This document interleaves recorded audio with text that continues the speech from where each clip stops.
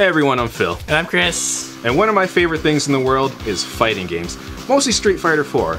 And with Ultra Street Fighter 4 coming up pretty soon, I thought I'd give you guys an update on what's going on with that game. Now, I know I can get pretty technical with all this stuff, so that's why Chris is here to help simplify things. So Chris, you played some Street Fighter 4, right? Yeah, I played about 5 minutes of Street Fighter X Taken. You mean Tekken? No, it's Taken because the Obi-Wan guy is in it. You mean Qui-Gon? What is that?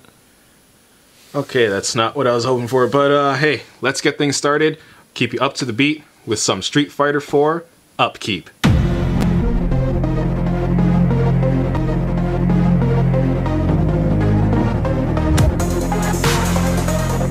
So I think one of the biggest things about Ultra Street Fighter 4 are the 3 new gameplay mechanics. The first being Ultra Combo Double, in which you can have both Ultra Combos available to your character during the fight.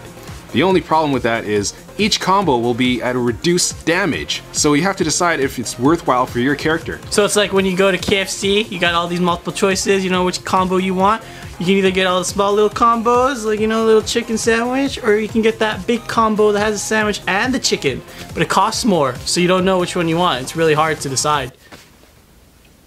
So the second mechanic I want to talk about is Red Focus. What Red Focus is it allows you to absorb multiple hits at a time. So for example, if Ryu does a super move on you, you'll be able to absorb all the hits of the fireball. The only downside of this is it'll cost you 2 bars of your meter. There's also EX Red Focus, which will take up 3 bars of your meter, but it will allow you to crumple on level 1 focus. It's like when Goku and Kaioken ×5, when he got all red, and there's like, you know, he's fighting stuff, and he got weak after. And then like he hurt himself, because like he's so sensitive to whatever.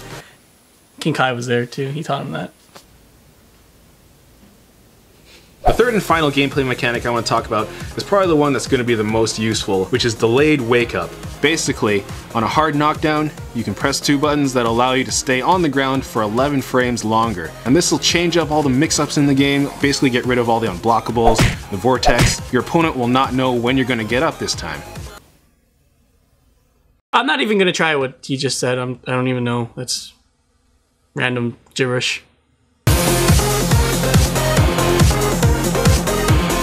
Now let's talk about the 5 new characters that are being brought into Ultra Street Fighter 4. First one is Rolento. He's a little more like his alpha version here, where he's a lot more like a hit and run type of character. For example, one of the things you could do with him that I think is great is his EX roll, which brings him almost full screen to the other side. Also, he has an EX wall jump to get out of corner pressure situations, and he's even invincible up until the point where he hits the wall and jumps away. One of the coolest things about the character that I think a lot of people are going to make good use of is being able to juggle his Ultra 1 off of an EX Patriot Circle or even a forward roll. A good way to remember Rolento is he looks kind of like Goku except with a French hat. A French version of Ultra Super Saiyan Street Fighter 4 Goku, actually.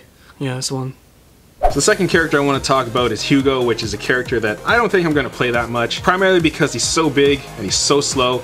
Although there are some good things about Hugo, one being he has very high stun. And because of his size, he has incredible range. His standing medium punch, his standing hard punch, and his standing medium kick, which is also his overhead, reach pretty far across the screen. You'll basically be able to play footsies with Hugo from about half I once had screen. a friend named Hugo when we went to KFC together on a Toonie Tuesday. The dude ordered like 8 of them, and the guys were like, "What do you do? Why you can't order 8?" But he ordered 8, and he... Alright, so the next character I want to talk about is Poison. Poison plays pretty much like your typical Street Fighter character. She's got fireballs, she's got a DP, which is invincible in its EX version, and she also has Rekkas just like Fei Long. The EX version is jump cancelable on the 3rd hit, and the first one is pretty safe on blocks, so if you need to abuse it, go for it. I think Dive Kick is a better game than Street Fighter 4.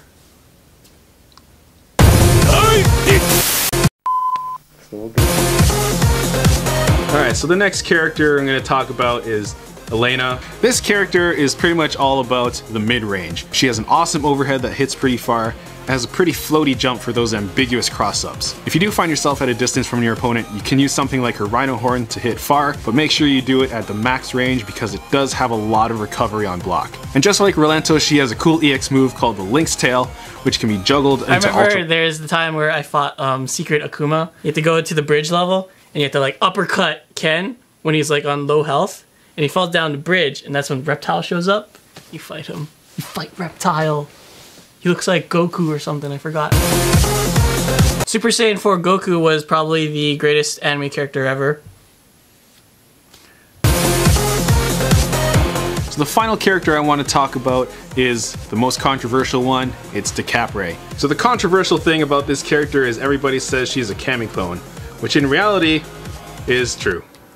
She looks a lot like Cammy, and pretty much all her normals are like Cammy's except for her fierce moves, which are borrowed from Vega. But the fact that she's a charge character, I think, will make people approach her a lot more differently than they approach Cammy. Super Saiyan 4 Goku looks a lot like Goku, but he plays really differently. I think the most unique thing about this character is her scramble attack, which is her teleport or her command dash, which allow her to move to the other side of her opponent or directly above them. And when you're there, you can press a button that'll either allow you to do the dive kick, to do a stomp, or to you just gotta remember when you play DiCaprio, you gotta use his Titanic fall and then hit him with the Great Gatsby at the end. That way it's an ultra combo and you get like 50 hits and the guy's dead. Let's make sure you do that. Well, that about does it for Ultra Street Fighter 4 Upkeep, and I hope you're all... And remember, those famous words from the King of Street Fighter himself, Uncle Sensei always says, when you play the Game of Thrones, mash DP because there's a 3-frame startup and you'll beat out everything. Well, that's actually pretty good advice, Chris. Yeah, and if you beat Seth 5 times at midnight, you get to see Chun-Li naked. Naked! What we always wanted, people! Nope, you get to see it happen in real life. Never mind. I'm telling you that Chun-Li's gonna be nude when you play it at midnight and you beat Seth like 6 times.